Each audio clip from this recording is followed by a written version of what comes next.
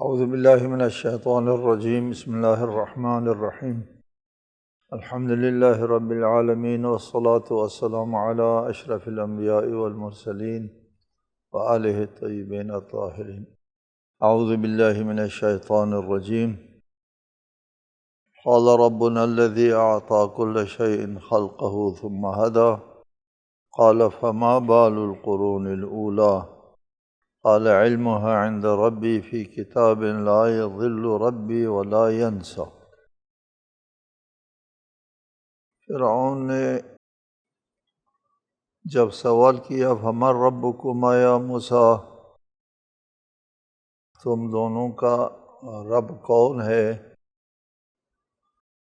تو حضرت موسیٰ نے ایک جامع جواب دیا کہ ہمارا رب وہ ہے جو ہر چیز کو اس کی خلقت عنایت فرماتا ہے، ثم پھر ہدایت بھی دیتا ہے، اس کو اپنے حال پر نہیں چھوڑتا۔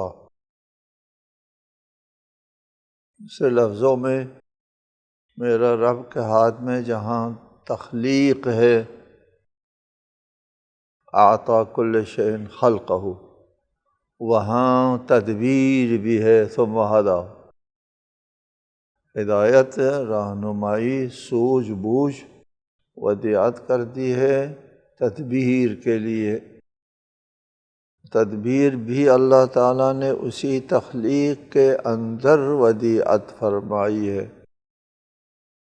اس موضوع کے اوپر گفتگو پہلے ہو گئی، مشروحاً گفتگو ہو گئی۔ تدبیر اور تقدیر ناقابل تفریق ہے، پہلے بتایا آپ کو۔ خلقت کے اندر، تخلیق کے اندر تدبیر ہوتی ہے، تخلیق اور تدبیر اور ناممکن ہے، قابل تصور نہیں ہے۔ اسی آیت میں یہی فرمایا میرا رب وہ ہے جس نے خلق کیا ہے، اسی نے تدبیر بھی کرنا ہوتا ہے۔ خلقت بھی عنایت کی ہے، ثم ہدیٰ، اور ہدایت بھی عنایت فرمائی ہے، وہ میرا رب ہے۔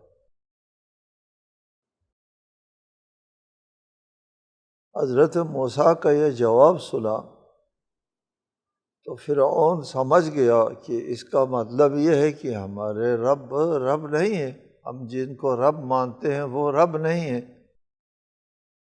چونکہ وہ تخلیق اور تدبیر میں تفریق کے قائل ہے۔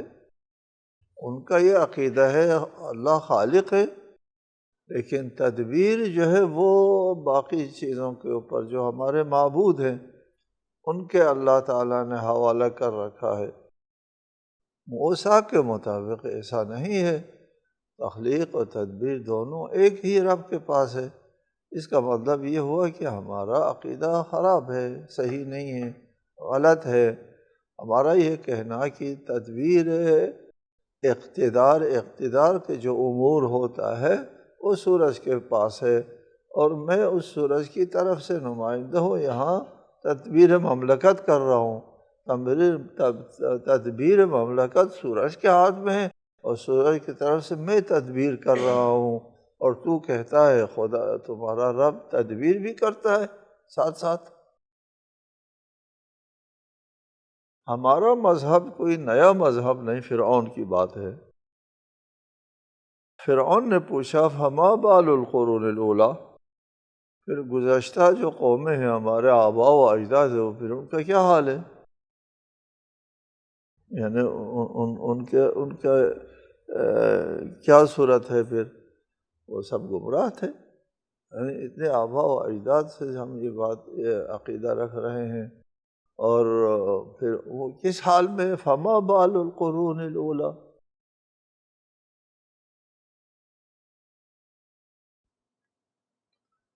یہ قابل توجہ ہے ہمارے لیے، ہم لوگوں کے لیے جو لوگوں کو دعوت دیتے ہیں، لوگوں کو دعوت دینے والے ہوتے ہیں، ان لوگوں کے لیے پہلے بات یہ تھی نا، فَقُولَا لَهُ قَوْلًا لَيِّنًا۔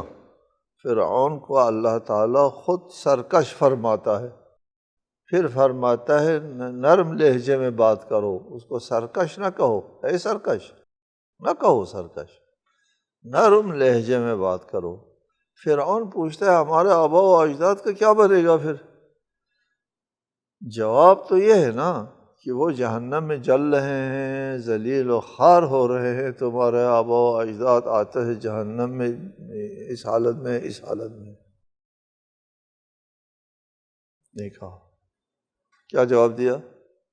اعلیٰ ان کا حال تو میرے رب کے پاس ہے، میرے رب کو پتہ ہے۔ اعلیٰ علم عند ربی فی کتاب لا یضل ربی ولا ینسیٰ۔ موسیٰ نے کہا اس کا علم میرے رب کے پاس ہے، کتاب میں ہے، میرا رب نہ چکتا ہے نہ بھولتا ہے۔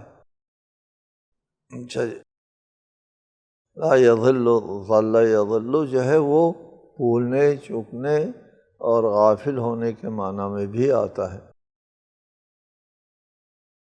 تو وہ تو میرے پروردگار کے علم میں ہے وہ کس حال میں ہے، وہ میرا رب جانتا ہے۔ میرے رب کے پاس ایک کتاب ہے، اس کتاب میں ان کے تمام اعمال درج ہوتے ہیں۔ یہ نہیں فرمایا کہ تمہارے باپ دادا آبا و اجداد جو ہے وہ جہنم میں ہے، ذلیل و خوار ہو رہے ہیں۔ کہا اللہ تعالیٰ کے پاس ایک کتاب ہے، ان میں تمام لوگوں کے اعمال جو ان کی زندگی میں ان سے سرزد ہوئے ہیں وہ اس کتاب میں موجود ہے، اور اس کے مطابق جو ہے وہ اللہ تعالیٰ میرا رب جو ہے ان کے ساتھ برتاؤ کرتا ہے۔ دیکھو مؤدب جواب کہ بات بھی صحیح ہے اور جواب میں بھی تہذیب اور آداب کا لحاظ بھی ہے، اور وہ ہے سرکش انسان ہے، اللہ کے بھی علم میں ہے، حضرت موسیٰ کو بھی پتہ ہے اس نے ہدایت قبول نہیں کرنا ہے، لیکن اس کے ہاتھ میں کوئی عذر بھی تو نہیں دینا ہے، ہاں جی، ان کے ذہن کو بھی دور نہیں بھگانا ہے، ان کو اس کو نفرت کے ذریعے جو ہے وہ دور نہیں کرنا ہے۔ اس لیے فرمایا قال علمها عند ربی الذی جعل لکم الارض مہدا وسلک لکم فیہا سبلا وانزل من السماء ماء فاخرجنا به ازواجا من نبات شتى کلوا وارعوا انعامکم ان فی ذلک لآیات لأولی النہی۔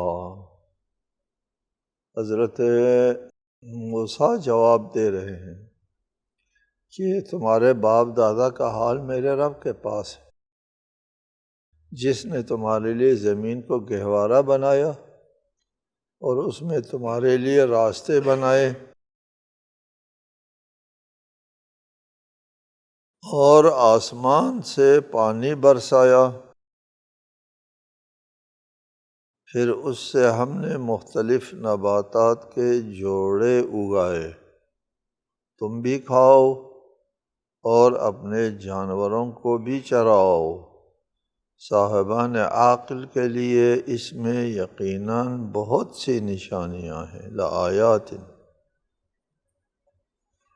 نشانیاں ہیں، کس بات کی نشانیاں ہیں؟ یہ بات میں تکرارن کرتا ہوں، قرآن مجید میں ہے فی ذلک لآیات لقوم یعقلون، لآیات لآیات لآیات، اس میں نشانیاں ہیں، اس میں دلیل ہے، اس میں منطق ہے، برہان ہے۔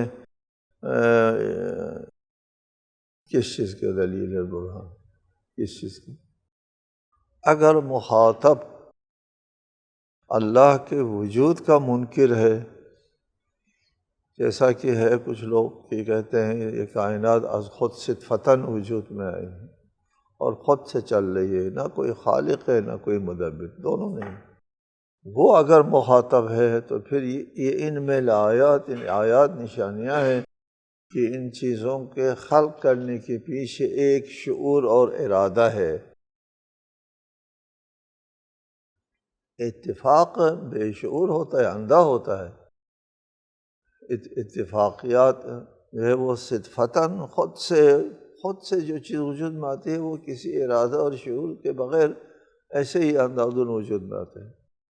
اس قسم کے ترتیب و تنظیم جو ہے یہ دلیل ہے کہ اس کے پیچھے ایک عقل اور شعور ہے، لہٰذا خدا ہے، اس کے پیچھے ایک خالق ہے، اگر مخاطبین منکر خدا ہے۔ اگر مخاطبین منکر خدا نہیں ہے، خدا خالق ہونے کے قائل ہیں، وہ تدبیر کے منکر ہیں، اور اگر تدبیر کے منکر ہے تو پھر ان چیزوں میں ان کے لیے نشانیاں موجود ہیں، دلیل موجود ہے، معجزے موجود ہیں کہ خدا مدبر ہے۔ یہ جو تدبیر کے جو منکرین کی نشانیاں ہیں، عموماً مخاطبین قرآن مجید کے مخاطبین جو ہے وہ مشرکین ہوتے تھے، اور مشرکین کو ہی بتانا ہوتا ہے کہ اس میں آیات، اس میں کس چیز کی آیات ہے، اور اللہ کو مانتے ہیں، اللہ کو خالق مانتے ہیں۔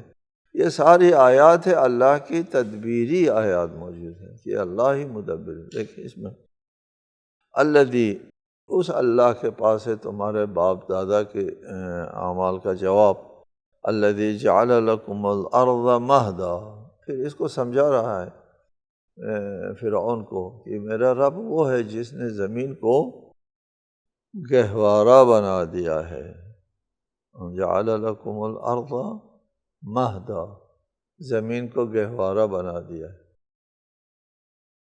یہ زمین ایک وقت ایسا تھا کہ یہاں پر زندگی اور حیات کے لیے ماحول سازگار نہیں تھا، آتشین کرہ تھا، آتش ہی آتش، یہاں زندگی نہیں ہو سکتی تھی۔ بعد میں آہستہ آہستہ اس کو سرد کیا، اور پھر اس کے اوپر جو وہ پانی کا سلسلہ شروع ہوا، اور اللہ تعالیٰ فرماتا ہے دوسرے آیات میں کہ فی اربعۃ ایام سواء للسائلین، 4 دنوں میں اللہ تعالیٰ نے یہاں پر بسنے والوں کی ضرورت کے مطابق ماحول بنا دیا۔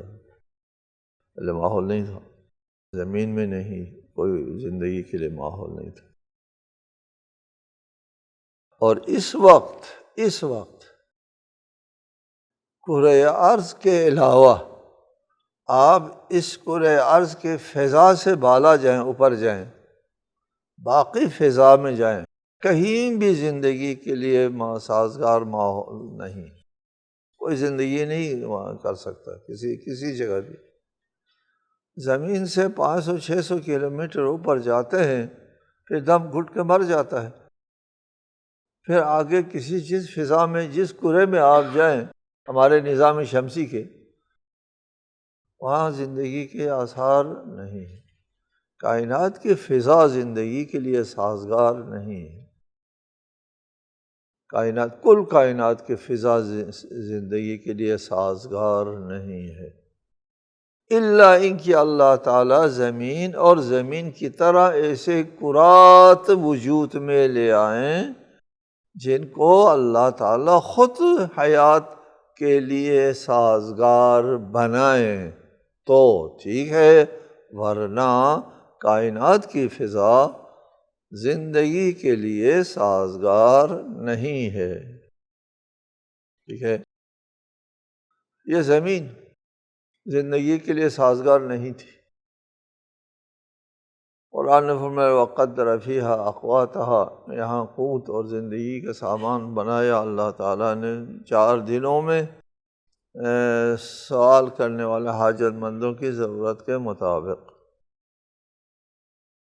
یہ زمین جو ہے وہ اللہ تعالیٰ نے اس کو مہد کہا ہے، گہوارہ کہا ہے، گہوارہ۔ بچہ گہوارے میں ہوتا ہے تو پھر اس کے لیے زندگی کی تمام صورتیں جو ہے اس گہرامے میں فراہم ہوتی ہے۔ بچہ آرام سے سو جاتا ہے، اور بھوک لگتی ہے تو روتا ہے تو وہ دودھ مل جاتا ہے، کھانے کی چیزیں مل جاتی ہیں۔ یہ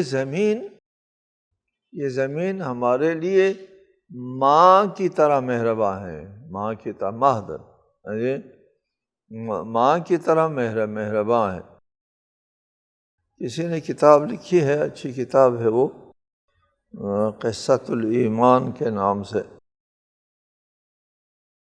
عربی میں ہے کتاب، بہت ہی پڑھنے کی کتاب ہے۔ اس میں زمین کو ام الحنوا، ہماری مہرباں ماں کہہ دیا، عنوان باندھا ہے۔ چاند کو اخونا الصغیر، ہمارا چھوٹا بھائی، جی۔ اور یہ جو ہوا ہے، آکسیجن وغیرہ جو زندگی کے لیے ضروری ہوتا ہے، ہدایہ الجیران، ہمارے ہمسایوں کے تحفے، ٹھیک ہے، اس قسم کی خوبصورت تعبیریں ہیں۔ واقعاً امنا الحنوا، یہ ہماری مہرباں ماں ہے زمین۔ یہ زمین جو ہے وہ ہماری زندگی کے تمام آسائشیں جو ہے وہ فراہم کرتی زمین کے اندر موجود ہے۔ ساری آپ کی ضرورت کی چیزیں اس زمین کے اندر موجود ہیں۔ وہ اپنا سینہ شق کر کے، زمین اپنا سینہ شق کر کے آپ کی ضرورت کی چیزیں، آپ کی پسند کی، صرف ضرورت کی بھی نہیں، پہلے بتایا آپ کو، صرف ضرورت کی چیز نہیں، آپ کے پسند کی چیز اپنا سینہ شق کر کے پیش کرتی ہیں، ٹھیک ہے جی، بہت مہربان ہیں۔ وَسَلَكَ لَكُمْ فِيهَا سُبُلًا، اس زمین میں اللہ نے تمہارے لیے راستے بنائے۔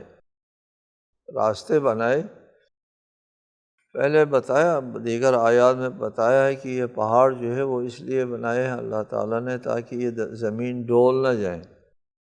وہ کسی اور مناسبت سے آپ کو بتائیں گے کہ اگر یہ پہاڑ نہ ہوتے تو پھر زمین جو ہے وہ ڈول جاتی، اس میں استقرار اور سکون نہ آتا۔ اور پہاڑ بنانا بھی ضروری تھا، پھر پہاڑوں کے اوپر پانی ذخیرہ کرنا تھا برف کی شکل میں، نیچے وہ کر دیا پانی کا ذخیرہ سمندر، تو سمندر کا پانی خشکی میں خود تو نہیں چل کر آتا، پانی سمندر سے بہہ کر نیچے سے اوپر بہہ کے نہیں آتا، تو اس کو بخار میں تبدیل کرتا ہے اللہ تعالیٰ، اور وہ بخار جو ہے وہ نیچے سے اوپر کو جاتا ہے، پانی اوپر سے نیچے آتا ہے اور بخار نیچے سے اوپر جاتا ہے۔ سمندر سے اوپر چلا گیا بخار، پھر وہی سمندر کے آسمان میں وہ بخار کھڑا رہے نہیں، ہوا سے کہہ دیا اس کو آگے چلاؤ، اس کو آگے چلائے خشکی کی طرف، اور پھر وہاں پانی برسا دیا پہاڑوں کے اوپر، برف کی شکل میں وہ پانی ذخیرہ ہو گیا، اور پھر وہاں سے اب پانی خود چلتا ہے، جی، خود جو ہے وہ نہ ادھر دیکھے نہ ادھر دیکھتا ہے، اور تیزی سے چلتا ہے۔ آپ کسی دریا کے سامنے کھڑے ہو جائیں کہ پانی جا رہا ہے، یہ جا رہا ہے، یہ کیوں جاتا ہے، کہاں جا رہا ہے؟ جا رہا ہے، حکم ہے اس کو، وہ جا رہا ہے، ٹھیک ہے۔ پہاڑ اس لیے ضروری تھا کہ زمین ڈول نہ جائے، اس لیے ضروری تھا کہ پانی جو ہے وہ اونچی جگہ پر ذخیرہ کرے، اور پھر پہاڑ بنانے سے آنے جانے کا راستہ بند ہو جاتا تھا، ٹھیک ہے، اور پانی نیچے آ جائے تو پھر ایک جگہ وہیں پر جو ہے جھیل بن جائے اور پھر نیچے نہ آئے، نہیں، ویسا بھی نہیں کیا۔ اللہ تعالیٰ نے بیچ میں راستے نکالے، پہاڑ بھی ہے، بہت اونچے پہاڑ، اور بیچ میں نالے ہیں، راستے ہیں، وہاں سے آپ کے لیے آنے جانے کا بھی راستہ ملتا ہے، اور پانی بھی کسی ایک جگہ جھیل بن کے رکتا نہیں ہے، چل پڑتا ہے میدان کی طرف، ٹھیک ہے۔ یہ اللہ نے نہیں کیا، تمہارے معبودوں نے کیا، تمہارے بتوں نے کیا، یہ خالق کا کام نہیں ہے، جس نے پہاڑ بنایا، جس نے زمین بنائی، جس نے آسمان بنایا، یہ اس کا کام نہیں ہے، یہ تدبیر، یہ تدبیر کس نے کیا، کس نے بنایا یہ تدبیر؟ اس تخلیق کے اندر دیکھو کیسے تدبیر ہے۔ سَلَكَ لَكُمْ فِيهَا سُبُلًا، تمہارے لیے راستے بنائے۔ وَأَنزَلَ مِنَ السَّمَاءِ مَاءً، پھر آسمان سے پانی نازل کیا۔ فَأَخْرَجْنَا بِهِ أَزْوَاجًا مِّن نَبَاتٍ شَتَّىٰ، پھر اس سے ہم نے مختلف نباتات کے جوڑے اگائے، یہ پانی ہے، پانی زمین کے میں جا کر کے پہلے بھی بتایا آپ کو، پانی جب زمین کے اوپر پڑتا ہے تو زمین میں جنبش آ جاتی ہے، اور ربنا الذی اعطی کل شیء خلقہ ثم ہدی میں آپ کو بتایا کہ دانہ زیر زمین جاتا ہے، یہ دانہ کتنا سمجھدار ہے، کتنی ہدایت یافتہ ہے اللہ تعالیٰ کی طرف سے، کتنی سوجھ بوجھ والا ہے یہ دانہ۔ یہ دانہ زیر زمین جاتا ہے اور اس کے اوپر پانی پڑتا ہے، پانی پڑتا ہے، پانی اور خاک جب آپس میں مل جاتے ہیں، ٹھیک ہے، یہ بات بھی آپ کو پہلے بتائی کہ کائنات کا نظام، کائنات کو نظام دینے والا، جیسے خلق کرنے والے ایک ہے، نظام دینے والا بھی ایک ہے، ٹھیک ہے، ورنہ اگر نظام دینے والے ایک نہ ہوتا تو پانی جب خاک کے اوپر پڑ جاتا تو پھر خاک اور پانی میں جوڑ نہ ہوتا، جوڑ نہ ہوتا، تصادم ہوتا۔ جس نے پانی بنایا، جس نے خاک بنایا، اس نے یہ نظر میں نہیں رکھا کہ آئندہ یہ چیزیں جو ہے وہ لوگوں کے تدبیر حیات کے لیے کام آئے، نہیں، یہ اس کے نظر میں نہیں ہے، وہ تو بعد میں اور لوگوں نے کرنا ہے۔ اور لوگوں نے کرنا ہوتا تو پھر کسی نے خاک بنایا، کسی نے پانی بنایا، پانی بنانے والے کے لیے خاک بنانے کی اس میں دخل نہیں ہے، خاک بنانے والے کے لیے پانی کے بنانے میں دخل نہیں ہے، تصادم ہوتا۔ لو کان فیہما آلہۃ الا اللہ لفسدتا، تصادم ہوتا، فساد آتا، نظام نہ چلتا۔ نظام دہندہ ایک ہے، چنانچہ پانی جو ہے وہ خاک پر پڑتے ہی خاک میں جنبش آ جاتی ہے اور دانے اگاتے ہیں۔ زمین، مردہ زمین اور ایک خاکستر کی طرح ایک خشک زمین جو ہے وہ ہری بھری کھیت اور خوبصورت کھیت میں تبدیل ہو جاتی تھوڑی دیر میں۔ من نبات شتیٰ، مختلف نبات جو ہے وہ وہاں سے اگتے ہیں۔ کلو، دیکھو آپ کھاؤ، ٹھیک ہے، کلو کھاؤ۔ ہمارے یہاں ہے نا اصول میں ایک حکم میں مولا ہونے کے اعتبار سے ایک حکم ہوتا ہے کہ میں تمہارا مولا ہوں، اللہ کا فرستادہ رسول ہوں، یا تمہارا امام ہوں، میرے اطاعت واجب ہے، اس لیے یہ کام کرو۔ اقیم الصلاۃ وآتوا الزکوٰۃ جو ہے وہ حکم شرعی کہلاتے ہیں، وہ شرعی حکم ہے، یہ مولا کی طرف سے حکم ہے۔ اگر وہ مولا نہ کہتے تو ہم نماز نہ پڑھتے، خدا نہ کہتا تو ہم نماز نہ پڑھتے، خدا نے کہا ہے تو ہم نماز پڑھ رہے ہیں، ٹھیک ہے۔ بعض حکم ہے، حکم کو ارشادی کہتے ہیں، حکم شرعی نہیں ہے، حکم ارشادی ہے۔ حکم ارشادی کیا ہے؟ خدا نہ بھی کہتا پھر بھی ہم کرتے یہ کام، اور اگر خدا نہ کہتا کہ کھاؤ پھر ہم نہ کھاتے، ٹھیک ٹھاک کھا لیتے، یہ کوئی فرق نہیں پڑتا، خدا کہے نہ کہے، ہم نے تو کھانا ہی کھانا ہے، بھوک لگتی ہے تو ہم کھا لیتے ہیں۔ حکم خدا کی تعمیل کے لیے ہم نہیں کھاتے، بھوک لگنے کی وجہ سے کھاتے ہیں۔ اس کو کہتے ہیں حکم ارشادی، ارشاد الی ما حکم بہ العقل، فطرت نے جو حکم دیا، عقل نے جو حکم دیا ہے، آپ کی جبلت کے اندر جو حکم موجود ہے اس کی طرف ارشاد یعنی رہنمائی کرتے ہوئے یا احسان بیان کرتے ہوئے، اب یہ سارا چیز، سارا سامان